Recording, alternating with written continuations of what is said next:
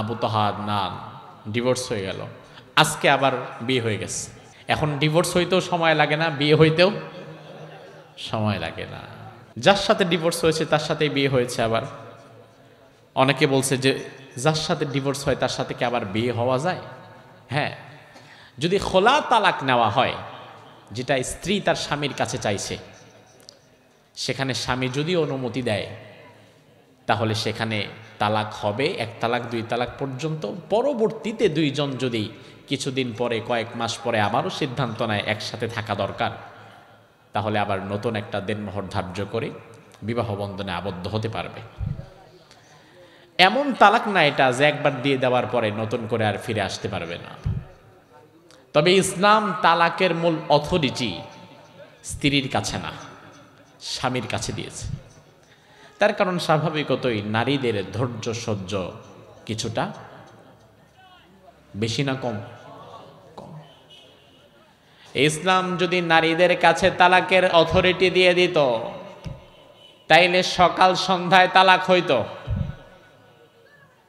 এই জন্য ইসলাম নারীদের কাছে তালাকের ক্ষমতা দেয় নাই, দিয়েছে পুরুষদের কাছে। তবে পুরুষ যদি জালিম হয়, পুরুষ যদি খারাপ হয়, তার চারিত্রিক ত্রুটি যদি একটার পর একটা হতেই থাকে, তাহলে সেখানে ক্ষেত্র বিশেষ নারী তালাক চাইয়ে নিতে পারবে, এমন একটা জায়গা ইসলাম ঠিক রেখেছে। একজন মহিলা সাহাবী এসে বললেন, ইয়া রাসূলুল্লাহ, অমুক সাহাবী আমার স্বামী, আমি আর তার সাথে ঘর করতে চাই না, আমি পারছি না, তার সাথে আমার কোনোভাবেই মিলছে না। বিশ্বনবী বললেন, ওই সাহাবী যে বিয়ের সময় তোমার মোহরানা একটা বাগান দিছিল, এই মোহরানার বাগানটাকে ফিরিয়ে দিতে পারবে?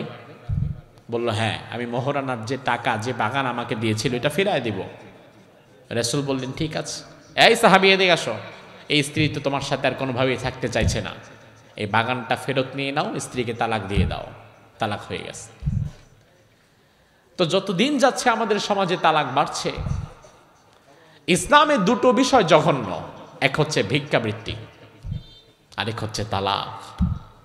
তালাক কোনো আনন্দের কাজ না। আল্লাহর ওয়াস্তে পারত পক্ষে একটা সংসার ভাঙবেন না। লা তানসাউল ফাদলা বাইনাকুম, একে অপরের প্রতি অনুগ্রহ ভুলবেন না। আপনার স্ত্রীর অনেক খারাপ গুণ থাকতে পারে, আবার কিছু ভালো গুণও তো আছে।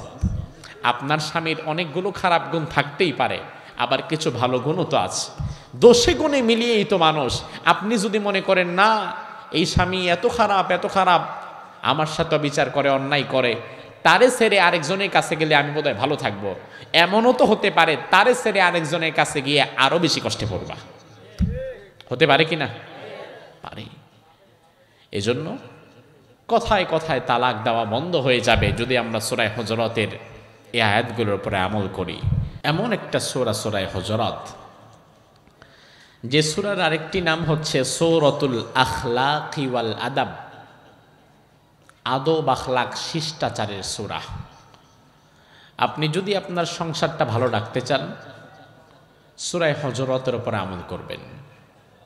সূরা হুজুরাতে আল্লাহ সুবহানাহু ওয়া তাআলা পারিবারিক বন্ধনকে অটুট রাখতে, মুআমালাত মুআশারাত শিখতে, কার্টিসি ম্যানার শিষ্টাচার শেখার জন্য এত চমৎকার কথা বলেছেন। আজ আমাদের সংসারগুলো নষ্ট হয়ে যায়, অল্পতেই ডিভোর্স হয়ে যায়।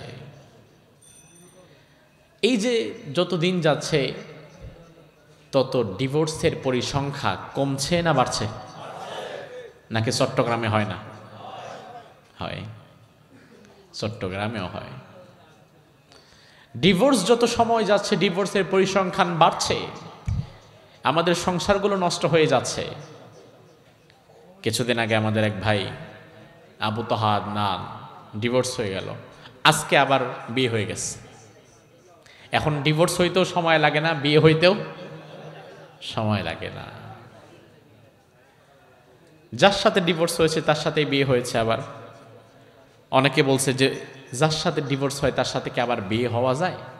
হ্যাঁ, যদি খোলা তালাক নেওয়া হয়, যেটা স্ত্রী তার স্বামীর কাছে চাইছে, সেখানে স্বামী যদি অনুমতি দেয় তাহলে সেখানে তালাক হবে, এক তালাক দুই তালাক পর্যন্ত। পরবর্তীতে দুইজন যদি কিছুদিন পরে, কয়েক মাস পরে আবারও সিদ্ধান্ত নেয় একসাথে থাকা দরকার, তাহলে আবার নতুন একটা দেনমোহর ধার্য করে বিবাহ বন্ধনে আবদ্ধ হতে পারবে। এমন তালাক না এটা যে একবার দিয়ে দেওয়ার পরে নতুন করে আর ফিরে আসতে পারবে না। তবে ইসলাম তালাকের মূল অথরিটি স্ত্রীর কাছে না, স্বামীর কাছে দিয়েছে।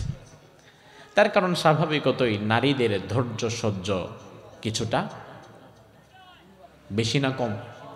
কম।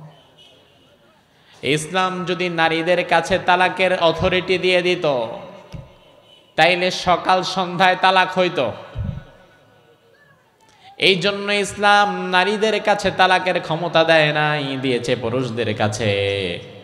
তবে পুরুষ যদি জালিম হয়, পুরুষ যদি খারাপ হয়, তার চারিত্রিক ত্রুটি যদি একটার পর একটা হতেই থাকে, তাহলে সেখানে ক্ষেত্র বিশেষ নারী তালাক চাইয়ে নিতে পারবে, এমন একটা জায়গা ইসলাম ঠিক রেখেছে।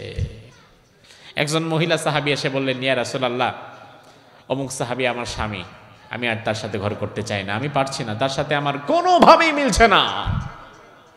বিশ্বনবী বললেন, ওই সাহাবী যে বিয়ের সময় তোমার মোহরানা একটা বাগান দিছিল, এই মোহরানার বাগানটা কি ফিরিয়ে দিতে পারবে?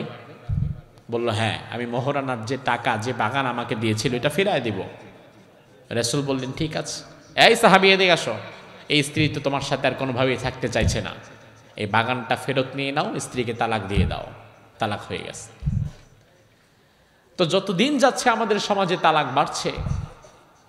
ইসলামে দুটো বিষয় জঘন্য, এক হচ্ছে ভিক্ষাবৃত্তি, আরেক হচ্ছে তালাক। তালাক কোনো আনন্দের কাজ না। আল্লাহর ওয়াস্তে পারত পক্ষে একটা সংসার ভাঙবেন না। লা তানসাউল ফাদলা বাইনাকুম, একে অপরের প্রতি অনুগ্রহ ভুলবেন না।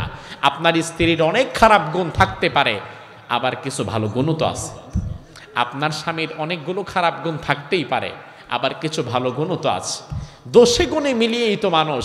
আপনি যদি মনে করেন না, এই স্বামী এত খারাপ এত খারাপ, আমার সাথে বিচার করে, অন্যায় করে, তারে ছেড়ে আরেকজনের কাছে গেলে আমি বোধহয় ভালো থাকবো, এমনও তো হতে পারে তারে ছেড়ে আরেকজনের কাছে গিয়ে আরো বেশি কষ্টে পড়বা।